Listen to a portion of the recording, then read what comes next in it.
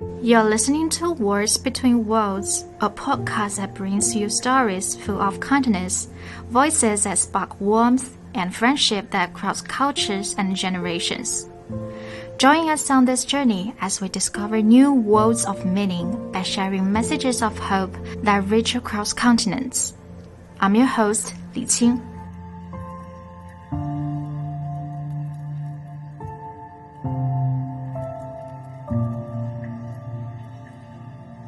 The Second World War ended 80 years ago, yet memories of the Nanjing Massacre of 1937 and 1938 remain vivid in China. On December 13 of 1937, Nanjing, which was then the Chinese capital, fell to Japanese invaders. What followed was one of the darkest chapters in modern history, the Nanjing Massacre. Approximately 6 weeks of mass killings, sexual violence, and atrocities that claimed over 300,000 lives. 13th of December 1937. I'm really disappointed when I was waked up by an air raid here of the Japanese. There was bombing everywhere. The Japanese have occupied some of the doors of the city wall last night, but have not approached the internal part of the city. And at the next page, he wrote he was driving a car. There have been different dead civilian people at the road, and we are driving in direction of the invading Japanese. These words take us back to the darkest days of Nanjing in December 1937. They come from the diaries of John Robber, a German businessman who stayed in the city throughout the massacre. They are read here by his grandson Thomas Robber. Amid the terror and destruction, a small group of foreign residents chose to remain. They risked their lives to bear witness to the atrocities and protect as many civilians as they could. Among them was John Rabb himself, along with American missionary John McGee and other international friends who helped establish the International Committee for the Nanjing Safety Zone and saved more than 250,000 Chinese civilians during the massacre. We have reached the committee headquarters, and we are founding within 10 minutes an International Red Cross Association, of which I have been a member of the committee. The most important story, which is emotionally very important for me, the 26th of December 1937, and he is writing, "The best Christmas present I received this year was the life of 650 lives of my refugees in my John Rabe house here in Nanjing." John McGee's descendants have also maintained close ties to the history of the Nanjing Massacre. His grandson, Chris McGee, shared his memories with us. When I was a boy of 8 living in Hong Kong, my father began to tell me that my grandfather was a hero who protected people in China. As a child, this all seemed to me very far away and very long ago. Grandfather and the other Westerners who remained in the city took care to document what was happening in Nanjing during the invasion and occupation so the outside world could know. His use of a 16mm family movie camera to film the atrocities added depth to that historical truth. Without their contribution, the outside world would not have known about the invasion and atrocities. Chris also shared a story about a young survivor his grandfather had helped in Nanjing, one that stayed with him over the years.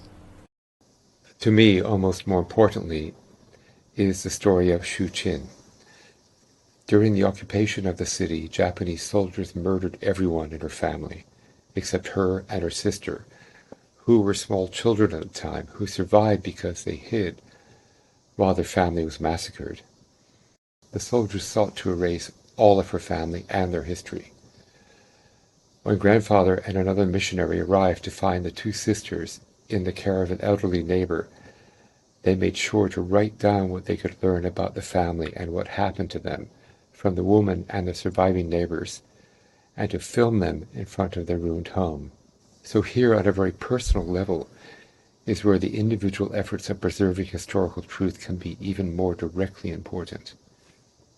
That story shows how personal memories can preserve historical truth. I asked Grace what he would want to ask his grandfather if he were alive today. I would ask my grandfather about the thoughts and experiences that led him to make the decision to ignore his own government's instructions and his employer's instructions to leave Nanjing, but to instead risk his own safety and well-being, choosing to stay in Nanjing and to find ways to help the residents. Thomas Robber, grandson of John Robber, found answers in his grandfather's diaries, written during his time in Nanjing between 1937 and 1938. Why did my grandfather stay in Nanjing? And he writes in his diaries, when the Japanese started to attack bombing here in Nanjing, he was sitting in an air raid shelter in the garden of his house with Chinese children at each hand. If you see these small children so afraid here of what's happening, you cannot leave these people alone. It's very important. If a friend is in need here, you must help them. If you see a crime, not close our eyes and run away, call help here, call for emergency, and so on here. You are responsible for the others. This is very important. And I think we want to spread this message here to others here. Today, John Robber's former residence in downtown Nanjing has been preserved as the Peace Institute. Visitors from around the world come to the city to honor his courage and compassion. And for many descendants, Nanjing is also a place to trace their family roots. One of them is Megan Brady, 23 years old, who never met her great-grandfather Richard Brady, a U.S. surgeon who aided civilians and documented the atrocities during the Nanjing Massacre. My first interaction with any of his life or his story was in 2014 when I came here for the first time to learn about the massacre. Seeing his picture in the Memorial Hall and in Tower Hospital and hearing about the work that he did, I know a lot about the type of person that he was and the type of person that he would want me to be, and want me to be doing things as much as I can to share the work of the Safety Zone Committee and what happened in 1937 in Nanjing. Over the years, as Megan returned to Nanjing and learned more, her perspective shifted from simply learning about the history of the Nanjing Massacre to feeling a responsibility to carry the survivors' voices forward. At first, I was a little bit too young to understand really the depth of the tragedy and the reality of the people that suffered during the Nanjing Massacre. While I have gained more knowledge and more information, the more that I come here, I'm always learning something new. My impression of how horrific it was never really changed. What has changed is actually my mindset. And over time, that shifted to wanting to really do something and wanting to become involved more actively. Especially now as the survivors of the Nanjing Massacre are aging, and it is the responsibility of the younger generations to continue to speak their truths and give them a voice beyond their time. As descendants of those who witnessed the Nanjing Massacre, they now share what their families' memories have taught them about war and peace.